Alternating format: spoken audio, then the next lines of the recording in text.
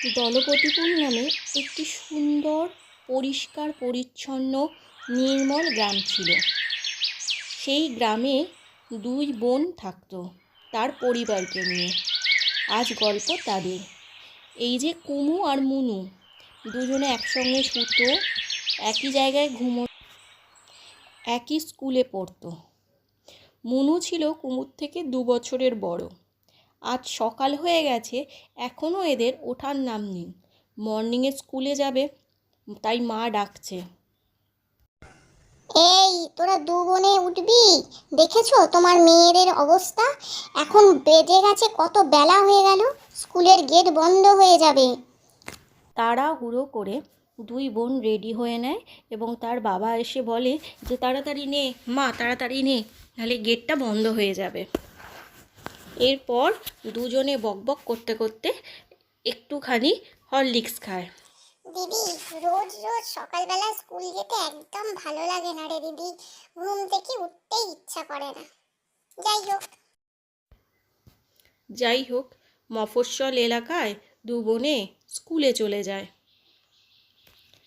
School থেকে ফেরার পথে পড়ে একটি আম গাছ।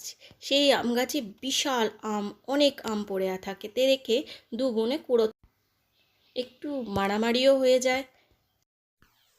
এই, তুই ওই আমটা কেন কুড়োচ্ছিস রে? আমি তো কুড়িয়েছিলাম, দেখেছিলাম আগে। তুই দেখেছিস না আমি দেখেছি? দেখবি একবার কি করব তোকে। দাঁড়া, বাবা এলে বলে দেবো তুই আমার সঙ্গে মারামারিটা আগে শুরু করেছিস। এই নিয়ে মাও ওদের পোকা দেয়। দেখো দেখো, তোমার মেয়েরা পাড়ায় মারামারি করে এসেছে দু বোনে মিলে, জানো? দুজনে আমবাগানের তলায় মারামারি করেছে। আমাকে লোকে বলছে তোমার মেয়েরা মারামারি করছিল। এখন এই দুটোকে নিয়ে কি করব বলো?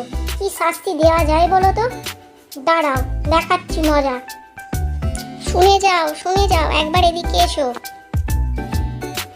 শোনো মা, তোমাদের দুটো কথা বলি। ঝগড়াঝাটি দুজনের মধ্যে মনের মনোমালিন্য হতেই পারে। নিজেদের মধ্যে যদি ভালোবাসা না থাকে, তাহলে বাইরের লোক তোমাদের এই আচরণের সুযোগ নেবে। আর সারা জীবন তোমরা দুজনে বেঁচে থাকবে, তোমাদের একে অপরকে আঁকড়ে নিয়ে বাঁচতে হবে। ছোটবেলায় যদি সহনশীলতা, বোঝাপড়া এই সমস্ত কাজ না গড়ে ওঠে না, তাহলে বড় হয়ে খুব মুশকিলে পড়বে।